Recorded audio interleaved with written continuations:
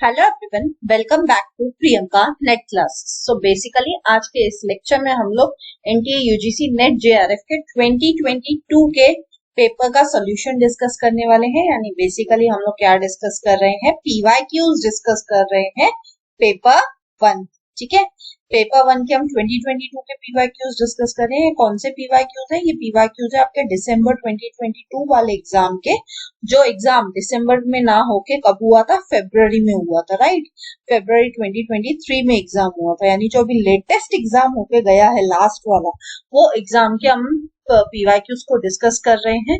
तो बहुत जरूरी है आपके लिए, आप इस सीरीज को पूरा फॉलो करें ताकि आपको क्या हो, आपको आइडिया लग सके कि कहाँ से क्वेश्चन पूछे जाते हैं, कौन से टॉपिक से पूछे जाते हैं, कैसे टाइप के क्वेश्चन आप अब के जून के एग्जाम में 2023 में एक्सपेक्ट कर सकते हो। ठीक है, सो बहुत जरूरी है। एंड ये आपका पार्ट नंबर 5 है। अगर आप में से किसी ने फर्स्ट 4 पार्ट्स को मिस किया है सीरीज के, तो मैं इस सीरीज की पीवाईक्यूज की सीरीज की प्लेलिस्ट का जो लिंक है ना, वो डिस्क्रिप्शन में दे दूंगी। आप जाइए वहां से जाके फर्स्ट 4 पार्ट्स को कवर कीजिए। इवन आपका जो पार्ट नंबर 4 है ना, उसमें मैंने आपको डीआई भी कराया है, डेटा इंटरप्रिटेशन का पूरा पांचों के पांचों क्वेश्चन मैंने सॉल्व करके आपको सिखाया है कैसे सॉल्व करना है, क्या करना है। राइट, तो आप उसको भी जरूर से देखिएगा। एंड एक और चीज, अगर आप में से कोई स्टूडेंट कॉमर्स का है जिसका पेपर 2 कॉमर्स है, ठीक है, तो उनके लिए भी मैं बता दूं कि आप लोगों के लिए भी मैंने 2022 के पेपर पीवाईक्यू सॉल्व किए हैं कॉमर्स के, उसकी भी प्लेलिस्ट का लिंक डिस्क्रिप्शन में गिवन है। आप जाइए वहां से जाके इनको भी कवर कीजिए। राइट, चलिए स्टार्ट करते हैं। But before going on that मैं बता दूं, मेरा नाम प्रियंका नातानी है। मैंने अपना नेट एंड जेआरएफ क्वालिफाई किया हुआ है कॉमर्स सब्जेक्ट से, अपने पहले ही अटेम्प्ट में 99.55 परसेंटाइल के साथ। साथ ही साथ मैंने अपना नेट इन मैनेजमेंट भी क्वालिफाई किया हुआ है अपने पहले ही अटेम्प्ट में। साथ ही साथ मैंने महाराष्ट्र सेट को भी क्वालिफाई किया हुआ है कॉमर्स सब्जेक्ट से अपने पहले ही अटेम्प्ट में। So this was my brief background. Coming to आज का हमारा फर्स्ट क्वेश्चन, और एक्चुअल में हमारा 21 क्वेश्चन। अगर आप में से कोई अभी पूछेगा मैम 1 to 20 क्वेश्चन कहाँ पे है, तो 1 to 20 क्वेश्चन है आपका पार्ट नंबर 1 to 4 में। ठीक है, पार्ट नंबर 1 to 4 में आपको 1 to 20 क्वेश्चन मिल जाएंगे। इसमें मैंने आपको इवन डीआई भी सॉल्व कराया है पार्ट नंबर 4 में, है ना। तो आप जाइए, पीवाईक्यूज की प्लेलिस्ट का लिंक डिस्क्रिप्शन में गिवन है।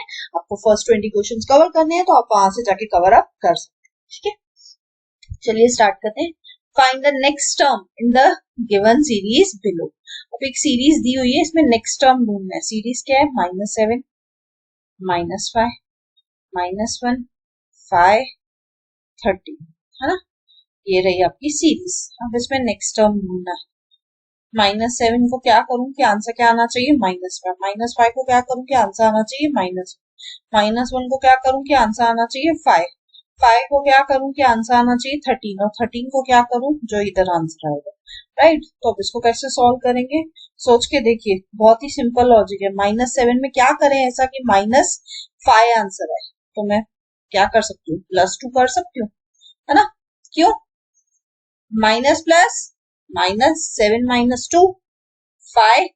साइन हमेशा ग्रेटर नंबर कौन सी साइन है? माइनस की, तो इसलिए आंसर आया यहाँ पे -1, है ना।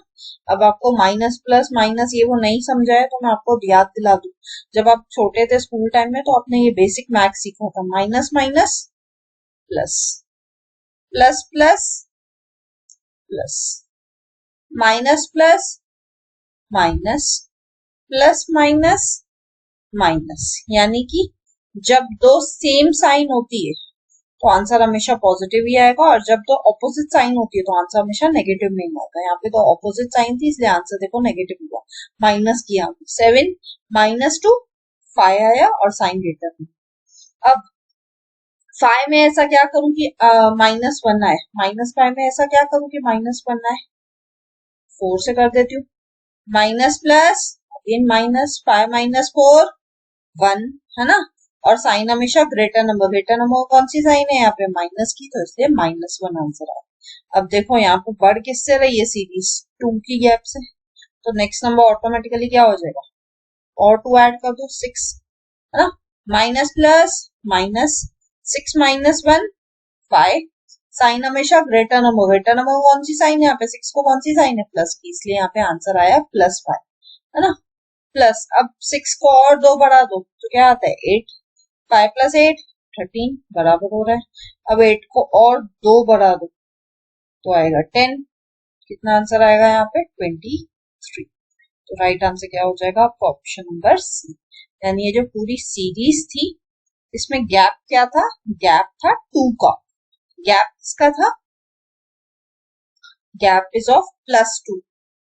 सब में +2 करते जाओ। यहाँ पे क्या था +2, यहाँ पे क्या हो गया +4 +6 +8 और ये +10। दो के गैप से बढ़ाते जाओ और आपका आंसर मिल जाएगा। इसका राइट आंसर क्या है, इसका राइट आंसर है option number C 23।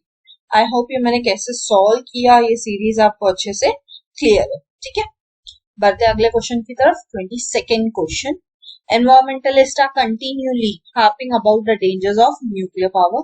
Unfortunately, electricity is dangerous no matter where it comes from. Every year, hundreds of people are electrocuted by accidents. Since most of these accidents are caused by carelessness, they would be avoided if people would just exercise greater caution.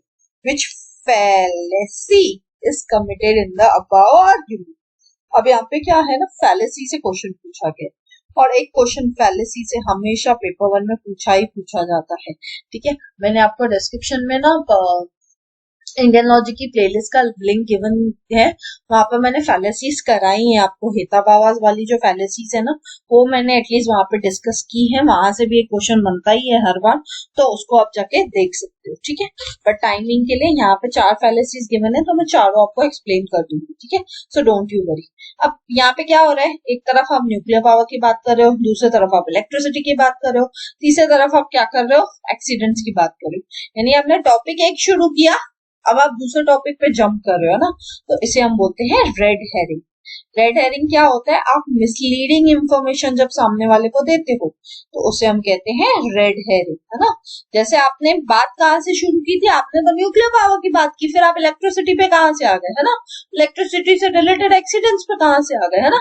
तो ये कहीं ना कहीं क्या है, ये misleading information है। आप एक बात से हटा के सामने वाले का ध्यान दूसरी बात पे खींच रहे हो, जो एक्चुअल मुद्दे की बात है आप उसकी बात ना करके कोई और बात के बारे में बात कर रहे हो। तो ऐसे टाइप की फैलेसी को हम बोलते हैं रेड हेरिंग, जहां पे आप मिसलीडिंग इंफॉर्मेशन सामने वाले को देते हो। जैसे कि सपोज मैं आपको पूछूं या आप मेरे को पूछते हो मैम कि बताओ तो भाई नेट के एग्जाम देने के लिए कौन कौन एलिजिबल है, बताओ एलिजिबिलिटी क्राइटेरिया क्या है। तो मैं आपको बताऊं कि भाई सीएस की एग्जाम की एलिजिबिलिटी क्राइटेरिया क्या है, तो चलेगा क्या, नहीं चलेगा। भाई एक तरफ मैं आपसे नेट की बात कर रहा हूँ, आप मेरे को सीए की बात बता रहे हो, तो चलेगा क्या, नहीं चलेगा। उसे हम बोलते हैं रेड हेरिंग। ठीक है, सो इसका राइट आंसर क्या है, इसका राइट आंसर है option number A red herring.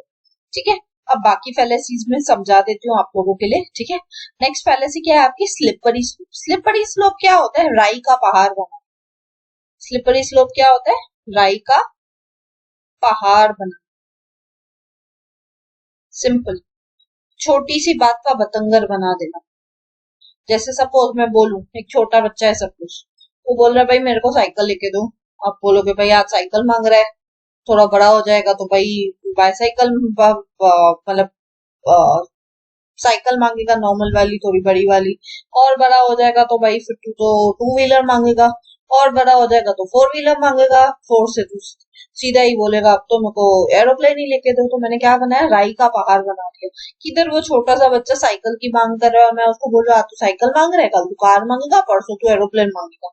तो मैंने क्या कर दिया, राई का पहाड़ बना दिया। उसे हम बोलते हैं स्लिपरी स्लोप। बढ़ा चढ़ा के बोलना, बेवजह बात को खींचना। ठीक है, नेक्स्ट क्या है, नेक्स्ट है आपकी स्ट्रॉमैन।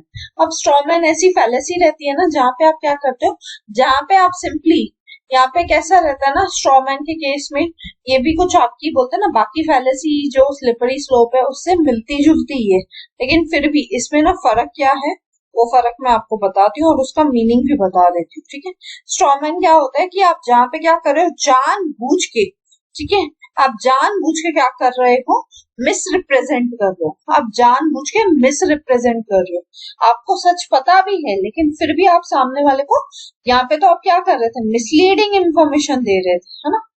यहाँ पे आप सिर्फ मिसलीडिंग इंफॉर्मेशन दे रहे थे, है ना। रेड हेरिंग के केस में। और स्ट्रॉमैन के केस में क्या होता है, यहाँ पे तो आप मिस रिप्रेजेंटेशन कर रहे हो। आप क्या कर रहे हो, मिस रिप्रेजेंटेशन कर रहे हो। जैसे कि सपोज से फॉर एग्जाम्पल, जैसे वो मूवी आई थी अंदाज अपना अपना, ठीक है, तो उस अंदाज अपना अपना मूवी में यहाँ भी वरुण धवन की कोई मूवी आई थी जिसमें उसका डबल रोल था, तो उसमें कैसे थे, दो दो कैरेक्टर थे। सपोज अंदाज अपना अपना में अमर और प्रेम था, तो यहाँ वो रवीना और वो जो दूसरा कैरेक्टर था, तो वो रवीना खुद थी, है ना। रवीना कौन थी, रवीना टंडन खुद थी। तो उसने क्या किया, अपनी फ्रेंड करिश्मा को रवीना बना के भेजा था। तो वो होता है मिस रिप्रेजेंटेशन, है कोई और आया कोई और, है ना। तो वो होता है स्ट्रॉमैन फैलेसी। और लास्ट फैलेसी आपकी हेस्टी जनरलाइजेशन। हेस्टी जनरलाइजेशन यानी जब आप जनरलाइज कर लेते हो किसी चीज को। जैसे से फॉर एग्जाम्पल मैं बोलूं कि girls love pink, girls love pink colour.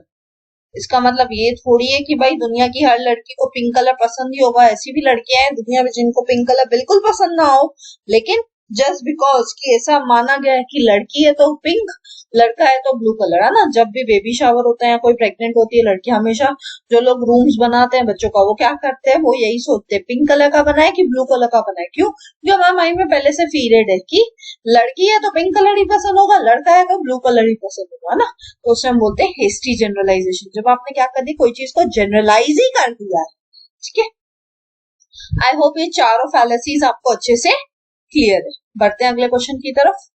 23rd question, which of the following statement is logically equivalent to no birds are mammals? कोई भी बर्ड मैमल्स नहीं। ठीक है भाई, इससे लॉजिकली इक्विवेलेंट देखते हैं। नो बर्ड्स आर मैमल्स मतलब ये बर्ड्स है, ठीक है, और ये आपके मैमल्स है। इन दोनों के बीच में कोई भी रिलेशन नहीं है। बर्ड्स और मैमल्स आपस में रिलेटेड नहीं है। कोई भी बर्ड मैमल नहीं है, है ना। तो some birds are not mammals, ऐसा तो होगा ही नहीं। जब नो बर्ड्स बोला है, कोई भी बर्ड नहीं, तो सम बर्ड्स कैसे हो जाएगा, नहीं भाई। Some non birds are mammals, यहाँ पे नॉन बर्ड्स की तो बात ही नहीं की है कहीं पे स्टेटमेंट में, तो वो भी नहीं हो जाएगा। फिर क्या बोला है, नो मैमल्स आर बर्ड्स, हाँ ये हो सकता है ना, नो मैमल्स आर बर्ड्स। अगर मैं बोलती हूँ कोई भी बर्ड मैमल नहीं है, इसका मतलब कोई मैमल भी तो बर्ड नहीं है ना। तो ये तो राइट हो गया, option number C is your correct answer. No mammals are birds. Ma'am यहाँ पे हम बोल रहे हैं बर्ड्स मैमल्स नहीं है, यहाँ पे हम बोल रहे हैं मैमल्स बर्ड्स नहीं। बात तो एक ही है ना भाई, ठीक है। आई होप ये क्वेश्चन आपको क्लियर है। बढ़ते हैं अगले क्वेश्चन की तरफ। 24th question, which of the following statement is contrary to no mammals are birds? अब ये कहां से आया है, ये टॉपिक है आपका स्क्वायर ऑफ ऑपोजिशन। ये टॉपिक किसका, आपका स्क्वायर ऑफ ऑपोजिशन का, ठीक है। स्क्वायर ऑफ ऑपोजिशन क्या होता है, ये मैंने आपको ना लॉजिकल रीजनिंग के लेक्चर्स में समझाया है, ठीक है। लॉजिकल रीजनिंग की प्लेलिस्ट का लिंक गिवन है डिस्क्रिप्शन में, वहां पर मैंने आपको 4 स्क्वायर ऑफ ऑपोजिशन होते हैं। कौन से होते हैं वो 4? पहला होता है कॉन्ट्राडिक्टरी, दूसरा होता है कॉन्ट्ररी, जो हमसे इस क्वेश्चन में पूछा गया है, तीसरा होता है सब कॉन्ट्ररी, एंड चौथा होता है सबऑल्टर्न। चौथा कौन सा है, चौथा है आपका सबऑल्टर्न, ठीक है। ये 4 ही स्क्वायर ऑफ ऑपोजिशन है, और हमेशा पेपर में 1 या 2 क्वेश्चन पक्का इससे आता है। स्क्वायर ऑफ ऑपोजिशन से पूछा ही पूछा जाता है। अब हो सकता है कभी कॉन्ट्राडिक्टरी से पूछे, कभी कॉन्ट्ररी से पूछे, कभी सब कॉन्ट्ररी से पूछे, कभी सबऑल्टर्न से पूछे, लेकिन इन चारों में से किसी एक पे क्वेश्चन बनेगा ही बनेगा पक्का। तो मेरी आपसे रिक्वेस्ट है, लॉजिकल रीजनिंग की प्लेलिस्ट का लिंक गिवन है डिस्क्रिप्शन में, आप जाइए वहां से जाके 5th या 6th लेक्चर से देखिए, समझना शुरू कीजिए। 12th या 13 लेक्चर आते आते 10-10 15-15 मिनट के लेक्चर हैं। 5-6 लेक्चर अगर आप देख लेंगे ना पूरे, तो 5-6 लेक्चर में मैंने ये 4 लेक्चर में ये टॉपिक कवर किया, और इसके बेसिक्स मैंने इससे पहले वाले लेक्चर्स में कवर किया। तो 5th या 6th लेक्चर से देखना शुरू कीजिए, लेके 12th या 13th लेक्चर तक, ठीक है। तो आपको क्या हो जाएगा, 5-6 लेक्चर्स में पूरा का पूरा स्क्वायर ऑफ ऑपोजिशन का टॉपिक अच्छे से समझ में आ जाएगा, ठीक है। क्योंकि 4 लेक्चर में तो मैंने एक एक अकेले करके इनको एक्सप्लेन किया है ना। तो वो अच्छे से समझेगा कब, जब आप उससे पहले वाले लेक्चर्स भी थोड़ा देखेंगे, तो आपको बेसिक समझ में आएगा, ठीक है। बट टाइमिंग के लिए अब कॉन्ट्ररी से क्वेश्चन पूछा तो मैं कॉन्ट्ररी समझा देती कॉन्ट्ररी क्या होता है? कॉन्ट्ररी रिलेशनशिप होता है किसके बीच में? ए के बीच में और ई के बीच में। ए यानी कि ऑल, ई यानी कि नो। हमें क्या बोला है? नो मैमल्स आर बर्ड्स, यानी हमें ये वाली स्टेटमेंट दी है। तो अब क्या आंसर हो जाएगा? All mammals are birds, simple. क्योंकि कॉन्ट्ररी का रिलेशनशिप किसके बीच में? नो और ऑल के बीच में। तो नो का स्टेटमेंट दिया है तो ऑल का स्टेटमेंट तो एक ही है। उसका राइट आंसर क्या हो जाएगा? Option number C. अगर आपको नहीं समझा है, मेरी आपसे रिक्वेस्ट है, प्लीज लॉजिकल रीजनिंग की प्लेलिस्ट का लिंक डिस्क्रिप्शन में गिवन है। 12-13 लेक्चर्स ही है, उनको देख लीजिए। मैं गारंटी देती हूँ आपको लॉजिकल रीजनिंग पूरा अच्छे से समझ में आ जाएगा। ठीक है, बढ़ते हैं अगले क्वेश्चन की तरफ। 25th question. अब ये भी क्वेश्चन कहाँ से है? स्क्वायर ऑफ ऑपोजिशन से ही। ठीक है, if the statement some animals are birds is given as false, some animals are birds are given as false, ठीक है, तो स्क्वायर ऑफ ऑपोजिशन कौन से होते हैं? 4, ए ई आई ओ। ए यानी कि ऑल, ई यानी कि नो, आई यानी कि सम और ओ यानी कि सम नॉट। ठीक है, अब हमें क्या बोला है? Some animals are birds. Some यानी कि आई की बात कर रहा है ना? सम यानी कि किसकी बात कर रहा है? सम यानी कि आई की बात कर रहा है ना? किसकी बात कर रहा है? आई की। ये क्या बोल रहा है? ये है false. Which of the following statements can be immediately referred to be false. अब इनमें से बाकी तीनों में से कौन सी चीज फॉल्स रहेगी? तो आपको याद होगा, अगर ये फॉल्स है तो ऑटोमेटिकली क्या हो जाता है? तो जो ऊपर की तरफ जाता है, झूठे लोग ऊपर की तरफ जाते हैं। मैंने आपको सब कॉन्ट्ररी का मीनिंग समझाया था, है ना? ये आपका क्या है? ये आपका कॉन्ट्ररी है ना? और ये आपका क्या है? ये रिलेशनशिप जो है ये क्या है? सब कॉन्ट्ररी। और ये रिलेशनशिप क्या है? सबऑल्टर्न, जो वर्टिकल वाला रिलेशनशिप है ना? ये रिलेशनशिप क्या है? सबऑल्टर्न। झूठ ऊपर की तरफ जाता है, तो अगर ये फॉल्स है तो ये भी स्टेटमेंट, ऑल वाली स्टेटमेंट भी क्या हो जाएगी? ऑल वाली स्टेटमेंट भी फॉल्स हो जाएगी। All animals are birds. ठीक है, तो इसका राइट आंसर क्या है? इसका राइट आंसर है option number D, all animals are birds. क्यों? क्योंकि अगर ये फॉल्स है तो झूठ ऊपर की तरफ जाता है। सबऑल्टर्न का रिलेशन में हमने यही सीखा है स्क्वायर ऑफ ऑपोजिशन में, राइट? तो इसलिए ऑल वाली स्टेटमेंट भी क्या हो जाएगी? ये वाली स्टेटमेंट भी फॉल्स हो जाएगी। ठीक है, अगर आपको नहीं पता है सबऑल्टर्न क्या है, कॉन्ट्ररी क्या है, सब कॉन्ट्ररी क्या है, कॉन्ट्राडिक्टरी क्या है, उनके रूल्स क्या है, यानी आपको स्क्वायर ऑफ ऑपोजिशन बिल्कुल नहीं आता है, तो प्लीज मेरी आप सबसे रिक्वेस्ट रहेगी, इस टॉपिक को बिल्कुल स्किप मत कीजिए। लॉजिकल रीजनिंग की प्लेलिस्ट का लिंक डिस्क्रिप्शन में गिवन है, वहां से जाके 12-13 लेक्चर्स ही हैं, 10-10, 15-15 मिनट के, वहां उसको कवर अप कर लीजिए। मैं गारंटी देती हूँ आपको ये जो है क्वेश्चंस, 1 से 2 क्वेश्चन जो हमेशा पूछा जाता है किसी ना किसी स्क्वायर ऑफ ऑपोजिशन से, वो आप इजीली सॉल्व कर पाएंगे। इसमें कोई बड़ी बात है ही नहीं। ठीक है, आई होप ये क्वेश्चन क्लियर है। बढ़ते हैं अगले क्वेश्चन की तरफ। 26 क्वेश्चन। अब ये क्वेश्चन कहाँ से आया ना? इंडियन लॉजिक से आया। ठीक है, इंडियन लॉजिक भी मैंने आपको पूरा का पूरा इंडियन लॉजिक कवर कराया है 15 लेक्चर्स। टोटल 15 लेक्चर लिए हैं मैंने, 10-10, 15-15 मिनट करके, और मैंने 15 के 15 लेक्चर्स में पूरा इंडियन लॉजिक कवर अप किया है। तो अगर आप में से किसी को इंडियन लॉजिक नहीं आता है तो इंडियन लॉजिक की भी प्लेलिस्ट का लिंक डिस्क्रिप्शन में गिवन है। अब जाइए 15 लेक्चर देख लीजिए, 15-15 मिनट के। मैं गारंटी से बोल सकती हूँ आपका पूरा इंडियन लॉजिक ना उसमें क्लियर हो जाएगा। उसके बाहर एक भी क्वेश्चन आपको इंडियन लॉजिक से नहीं देखने को मिलेगा। ठीक है, देखते हैं statement number 1। According to classical school of logic यानी Nyaya, one can infer for oneself. हाँ, ये बात तो राइट है। न्याय स्कूल ऑफ लॉजिक क्या बताता है? न्याय क्या बताता है कि हम खुद के बारे में भी इन्फर कर सकते हैं। तो ये स्टेटमेंट तो राइट है, स्टेटमेंट 1 तो करेक्ट है ना, राइट है ये स्टेटमेंट। ठीक है, अभी ये न्याय क्या है, अलग अलग स्कूल्स ऑफ लॉजिक क्या है, ये सब मैंने आपको ना डिटेल में समझाया है। कहाँ पे? जब मैंने आपको समझाया था स्क्वायर ऑफ इंडियन लॉजिक। तो इंडियन लॉजिक की प्लेलिस्ट का लिंक डिस्क्रिप्शन में गिवन है। इवन मैंने एक मैराथन भी ली थी, अगर आपको याद हो तो, एक मैराथन भी ली है मैंने इस पे, इंडियन लॉजिक पे। उस मैराथन की भी मैराथन का भी प्लेलिस्ट बना हुआ अलग से, उसमें आप इंडियन लॉजिक की मैराथन भी जाके देख सकते हैं। ठीक है, स्टेटमेंट नंबर 2 क्या बोलता है? According to Naya School, inferring for oneself is a psychological process and does not require the formal statement of the different members of a syllogism. बोलते हैं नाया स्कूल के हिसाब से जब आप खुद की बात करते हो, ठीक है, खुद के लिए कुछ इन्फर कर रहे हो, तो आपको सिलोजिज्म के अलग अलग मेंबर्स, कौन से थे अलग अलग मेंबर्स? पूर्ण, है ना, प्रतीजना, हेतु, उदाहरणा, उपन्याय, निगमना, इनकी जरूरत नहीं है आपको, तो ये भी राइट है। ये दोनों भी स्टेटमेंट राइट है, both statement 1 and 2 are correct, ठीक है। अगर आपको ये नहीं पता है फोन क्या होता है, स्क्वायर लॉजिकल रीजनिंग क्या है, या आपको इंडियन लॉजिक का कुछ भी अता पता नहीं है, सो मेरी आपसे रिक्वेस्ट है, मैं अभी भी बोल रही हूँ, अगर आपको नहीं पता है तो आप जाइए, डिस्क्रिप्शन में आपको इंडियन लॉजिक की प्लेलिस्ट का लिंक मिल जाएगा, वहां से जाके 15 लेक्चर, सिर्फ और सिर्फ 15 लेक्चर, वहां से आपके एक दो क्वेश्चन तो जो पक्का आते हैं इंडियन लॉजिक से वो इजीली बन जाए, ठीक है। आई होप ये क्वेश्चन क्लियर है, उसके ऑप्शंस भी आपको क्लियर है, ठीक है। So thank you, see you all in the next lecture. अगर आपको लेक्चर अच्छा लगा तो प्लीज लाइक कीजिए, कमेंट करके मुझे जरूर बताइए, ज्यादा से ज्यादा लोगों तक शेयर कीजिए, बिकॉज ज्ञान बांटने से ही बढ़ता है, एंड सब्सक्राइब कीजिए अगर आप न्यू है तो। मिलते हैं नेक्स्ट वीडियो में, till then bye bye, take care.